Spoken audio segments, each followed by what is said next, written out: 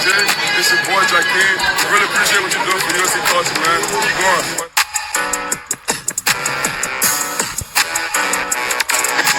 Going on, shout out USCJ, man. Appreciate the support. Shout out to USCJ, you know what it is. Thanks for love, man.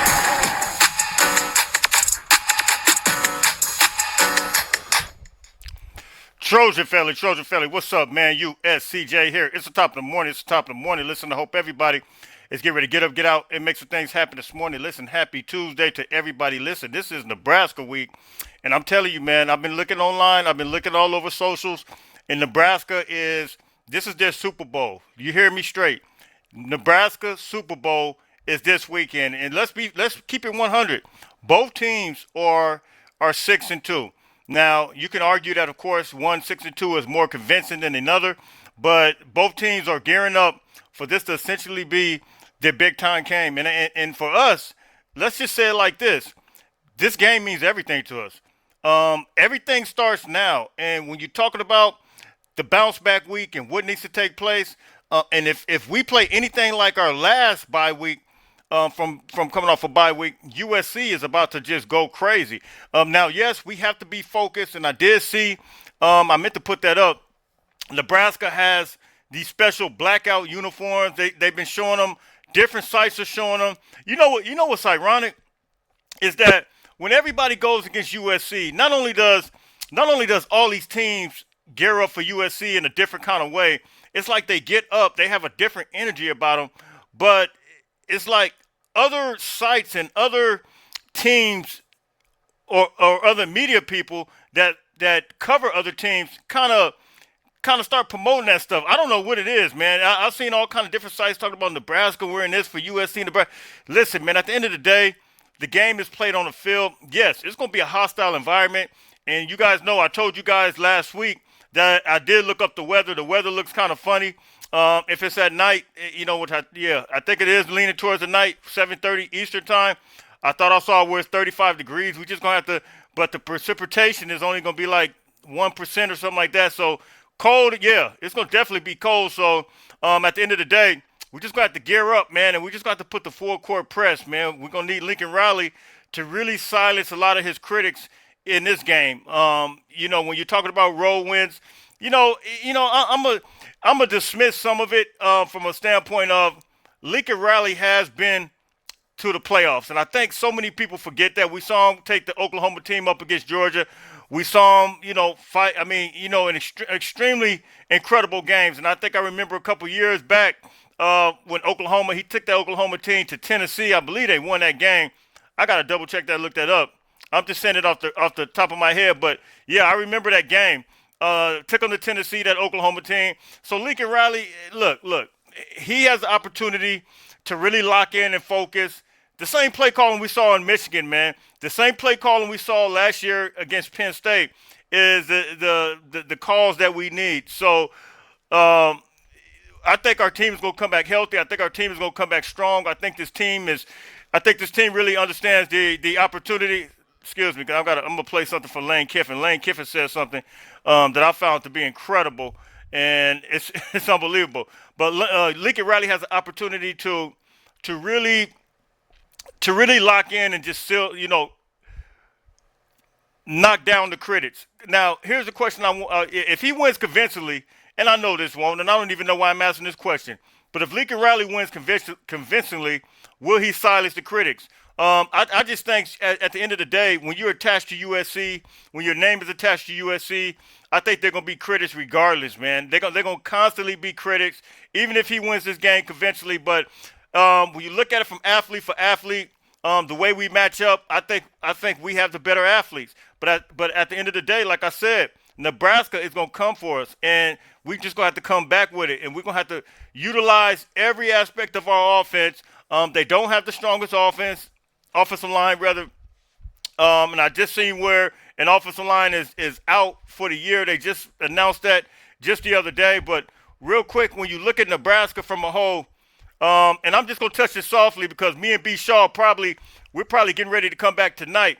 But when you look at Nebraska as a whole, overall, they're 401.4 yards per game, which ranks 59th in the country. Passing yards, 272.6, which ranks 26th.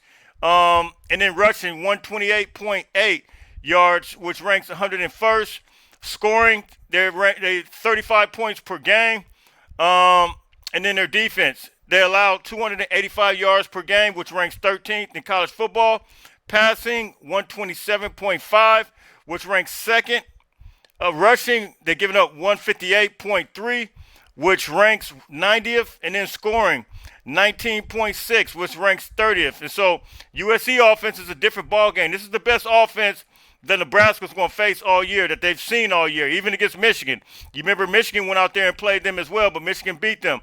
But when you look at it, our offense racks up overall 530 yards of offense per game, which ranks first in FBS. Passing, 326.1, which ranks first in FBS.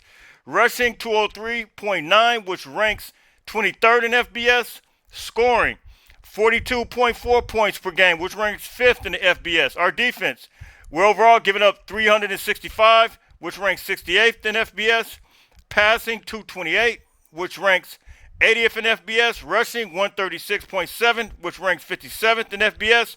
And scoring, 23.1, which ranks 56th in FBS. So USC is 6th in FBS and third down percentage, converting 53.1% of the time. So look, man, I think USC.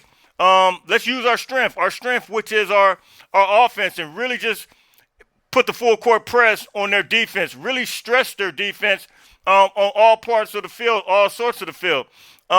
From our defensive line standpoint, I think we got to put the full court press on Dylan Raiola. We put pressure on him, causing him to roll out. We saw him do some kind of weird, I don't even know what kind of throw that was last weekend, but if we could put the full court press on Dylan Raiola, cause him to do some ill-advised things, I feel like we'll be in some good shape. I don't think the offensive line is going to be as strong as Notre Dame.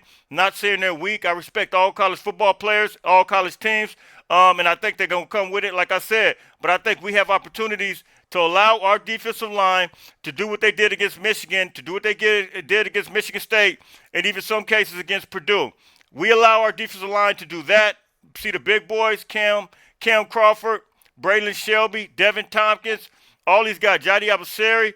See all these guys move and groove, man. Listen, Kajon Silver, USC has an opportunity. And so, look, man, I think hopefully we go to the 3 linebacker set. Of course, Jaden Walker. And I think Lincoln Riley alluded to the fact that Jaden Walker will begin some more opportunities in there. See a guy like Jaden Walker. Of course, Eric Gentry. And I guess Desmond Stevens, if it's the 3 linebacker set, we'll see how it goes. And so, look, man, we have opportunity. We just have to stay focused. It's going to be a hostile, cold environment, and we have everything on the table. Now, real quick, I'm so grateful. I'm just going to be honest with you, man. When you look at the coaching carousel, look at all of these coaches. This is the worst time right now to even look for a coach. If you think we need to look for another coach at this point in time, you're absolutely lost in the sauce. Look at this, what's going on right now. I just want to show you all the coaches right now that are gone. I just want to read some of these because it's really unbelievable. Oklahoma State head coach, he's gone. Stanford head coach, he's gone. Oregon State head coach, he's gone. Colorado State head coach, he's gone. UAB head coach, gone. Penn State coach, gone. Florida coach, gone. Virginia Tech coach, gone. Arkansas coach, gone. UCLA coach, gone. That is a lot of coaches right now. So they say these are the coaches right now, best available jobs per school. They say LSU coach Brian Kelly.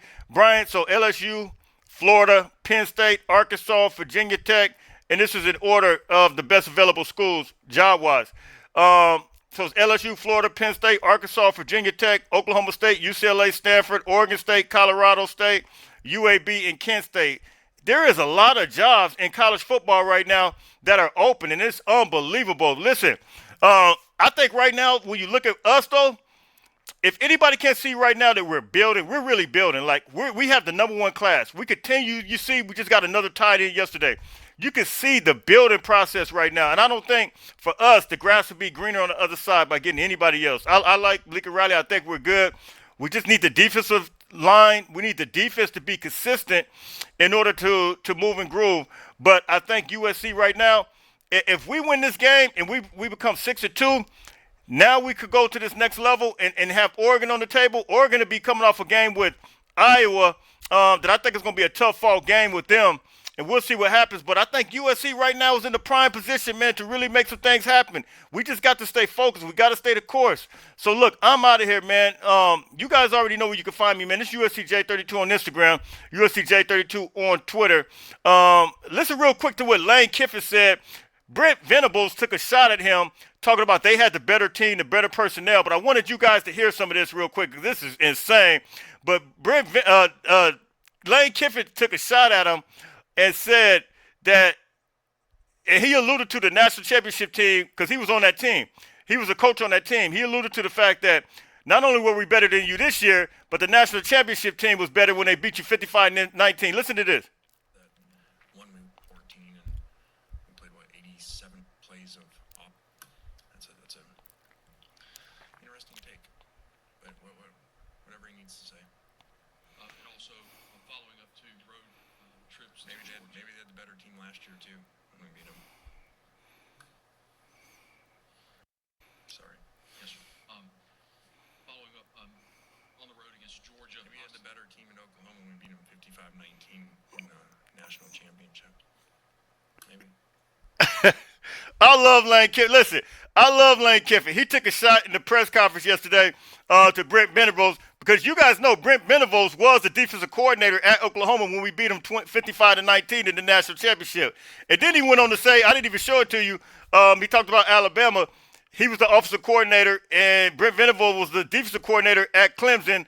And he said, look, we put points on you there. Who had the better team then? So, look, hey, salute to Lane Kiffin, man, for taking the shots, man. I love it. So, listen, everybody that comes on, man, make sure you hit that like button. Make sure you hit that share button. Make sure you hit that subscribe button. We may be going live tonight, this evening, rather. Me and B. Shaw. Hit me in the comments. Tell me what you think. I'm out. Fight on, fight on, fight on.